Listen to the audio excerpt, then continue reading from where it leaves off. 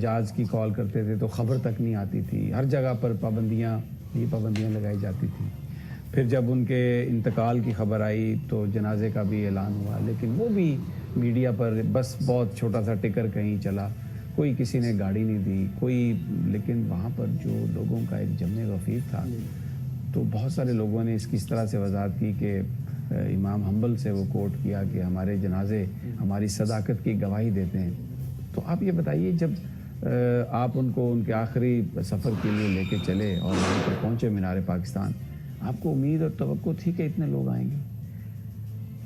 جب مجھے لوگوں نے کہا کہ بہت بڑا جنازہ ہے، رستے میں فون کریں بہت بڑا جنازہ ہے، میں نے ان سے کہا کہ پہلے یہ سوچو کہ جس شخص کو ہم جنازے کی طرف لے کے جا رہے ہیں یہ کتنا بڑا ہے. مجھے معلوم تھا، میں ان کے ساتھ رہتا تھا، یہ چیزیں ہیچ انہوں نے ہماری نظر میں افراد کی قلت یا کثرت ہیچ رکھی ہے، معاملات کی قلت اور کثرت ہیچ رکھی ہے. بہت بڑا جنازہ ہوا ہے، اس میں کوئی شک نہیں ہے، لیکن ہمارے نزدیک ان کی مطلب وہ تو دنیا کے لیے ہے کہ ان کے معاملات، میں انہیں اس سے آگے کا آدمی سمجھتا ہوں.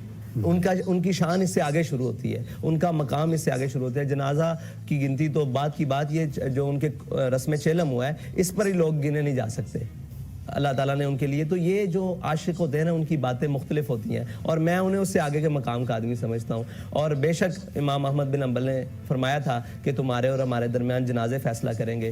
تو جتنے بھی آپ نے دور دیکھے، یعنی کہ مشرف سے لے کر اور عمران خان تک، ان سب کو یہ پیغام دیا کہ حق اور باطل کے درمیان اگر تم افراد کی کثرت سمجھتے ہو تو لو، افراد کی کثرت ہمارے لیے کوئی معنی نہیں رکھتی، وہ ہم جب چاہیں کٹھی کر لیں. اگر ہم دنیا سے جائیں تو ہم ایک پیغام دے کر جاتے ہیں کہ عاشق کا جنازہ ہے.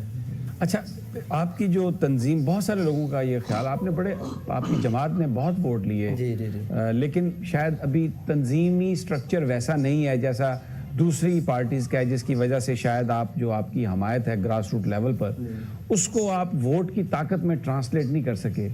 اب اپنی جماعت کو آرگنائز کرنے کے لیے، باقاعدہ پولیٹکس میں لے جانے کے لیے آپ تیار ہیں؟ کوئی آپ کا ایسا منصوبہ پلان ہے کوئی؟ جی بالکل، باقاعدہ پولیٹکس میں تو ہم ہیں، قومی دھارے میں ہم موجود ہیں. ہمارے مخالف قومی دھارے میں نہیں آ رہے، ہم الحمدللہ موجود ہیں. وہ قومی دھارہ یہ ہے کہ ہم الیکشن میں باقاعدہ الیکشن کمیشن میں رجسٹرڈ ہے. ہم نے 2018 کا الیکشن کنٹیسٹ کیا، اس کے پہلے بھی این اے حلقہ 120 میں نواز شریف کے خلاف، مرحوم کلثوم نواز صاحبہ کے خلاف ہم نے الیکشن کنٹیسٹ کیا، اور جتنے بھی 3-4 تھے الیکشن کی ضمنی انتخابات. آپ کی جماعت کی بڑی کامیابی تھی، آپ نے بلاول بھٹو کو لیاری میں شکست دی، آپ کے ایک ورکر نے. یہ یعنی میں as a student of politics سے سمجھتا ہوں کہ یہ ایک سب سے بڑا واقعہ تھا 2018 کے الیکشن کا. جی بالکل، اب واقعہ تو بہت بڑا تھا، اور ایسے بہت سارے واقعات تھے، لیکن دہانی کے اور بے دلی کے اور جن سے دل لگی نہیں تھی ان کی نظر ہو گئے اور میڈیا سے بھی ہماری دل لگی نہیں تھی کہ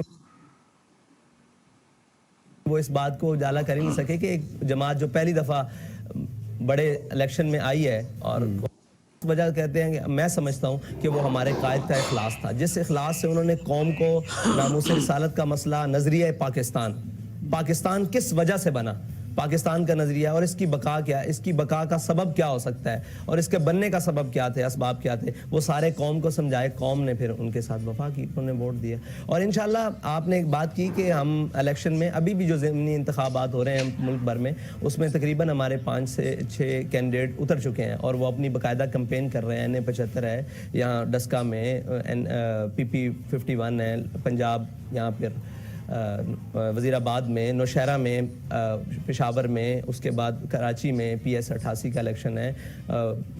تھرپارکر میں رات ہم نے ٹکٹ جاری کی ہے گل حسن راہیمو صاحب کو، وہاں انشاءاللہ.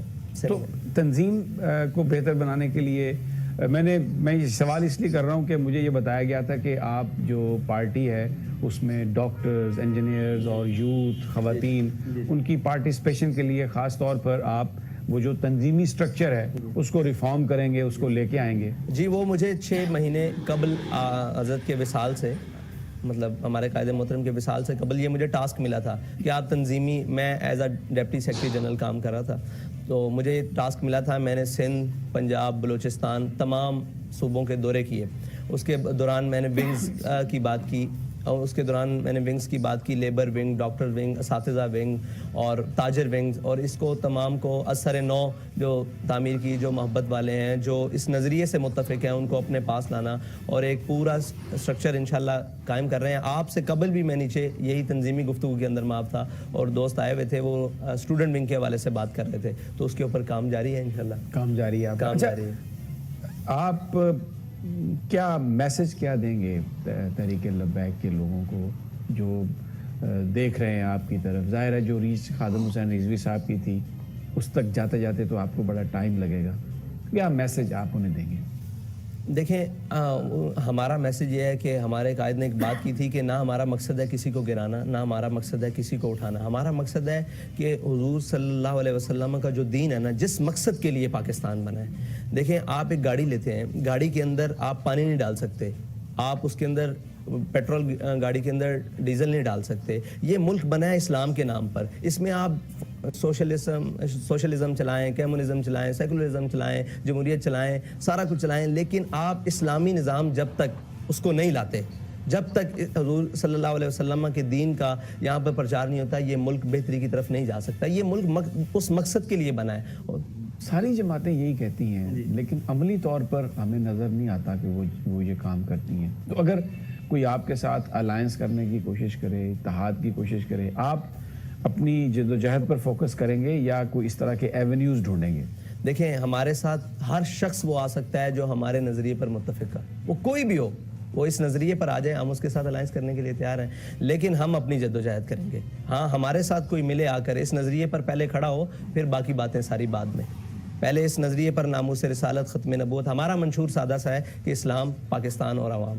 اسلام کا نظریہ جو کچھ اسلام نے کہا ہے اس کے مطابق ہو، اور پھر پاکستان جو اس کی بہتری کے لیے کام، اور پھر عوام کی بہتری کے لیے کام. اگر کوئی سوچے کہ پہلے میرے محل بچیں، میرے سوئس بینک کے اکاؤنٹس بچ جائیں، اور میرے جناب سرائے محل بچ جائیں، اور سارا کچھ بچ جائیں، اور بعد میں ان معاملات کی طرف چلیں، تو کبھی اس تصور میں بھی نہیں یہ بات آ سکتی کہ ہم ان کے پاس جائیں. ہاں ہمارے نظریے پر کوئی آ کر کھڑا ہو جائے، ہم اس کے ساتھ چلنے کے لیے تیار ہیں، بلکہ اس کے جو جوتے ہیں وہ اپنے کندھوں پر رکھنے کے لیے تیار ہیں، اس لیے کہ یہ مشن بڑا پاکیزہ ہے. یہ مشن وہ مشن ہے جس کے لیے قائد اعظم محمد علی جناح نے اتنی جد و جہد کی ہے، جس کا تصور علامہ اقبال نے دیا ہے.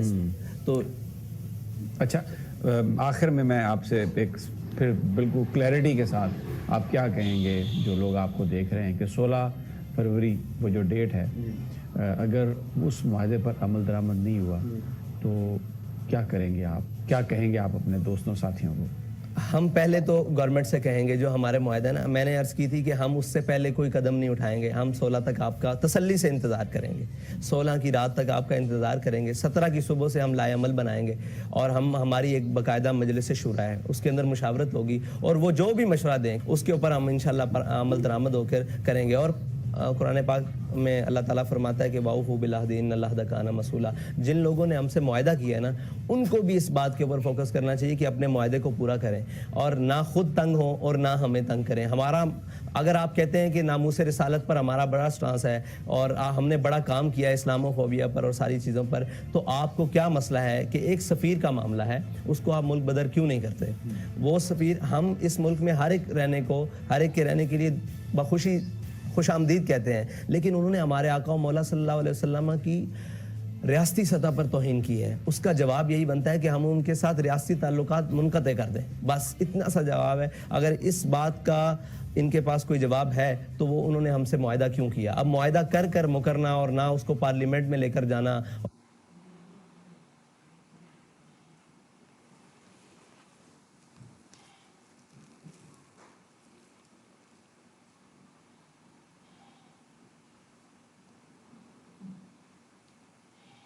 اور نہ کہیں بھی اس بات کو کرنا، بلکہ یہ کہنا کہ اس کام کو دبایا جائے اور ٹاسک دینا، تو یہ کام دبنے والا نہیں ہے. ہمارے قائد بہت ساری چنگاری اور شعلے لگا کر گئے ہیں سینوں میں. انشاءاللہ ناموس رسالت کی کسی بھی بات پر مدانت نہیں ہوگی.